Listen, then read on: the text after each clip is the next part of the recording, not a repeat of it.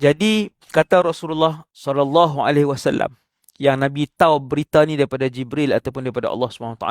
Satu hari Iblis panggil ketua-ketua. Maka Iblis pun tanya, hang buat apa hari ni? Apa pencapaian hang? Oh, aku hari ni aku pi ke sebuah sekolah, aku bisik kat depa 30 orang sekali. Habis sekolah pi sak dadah ramai-ramai. Iblis kata, bagus, tapi ma sana'ta syai'an. Ni ambil ayat Iblis betul-betul ni.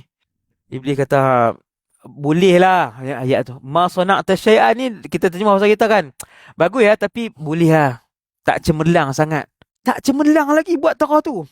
Lepas tu HOD syaitan hak nombor 2 ni bentang. Aku pi kelab malam. Aku bisik kat depa ni, suruh depa ambil dadah dan kemudian berzina. Iblis tanya berapa orang? Tadi dia ni 30 kan? Aku 360 orang. Satu kelab malam tu. Iblis kata, bagus. Tapi masa nak tasyaan, boleh lah. Ni terjemah bahasa saya tau, nak bagi faham.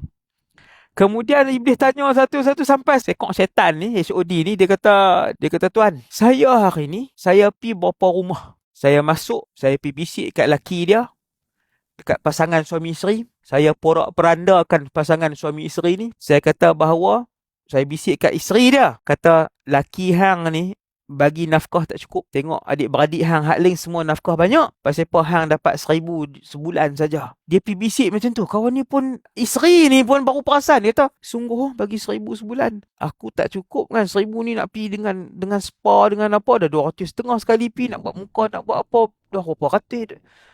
Tak cukup kan. Jadi, dia rasa tak puas hati. Wahai tuan, saya bisik kat perempuan ni, hak isteri tadi ni, saya bisik kat dia lagi. Saya kata, hang tak ingat ke laki hang daripada awal dulu, duk pakai ni, laki hang ni memang kedekut. Aku bisik. Akhirnya laki dia pun balik.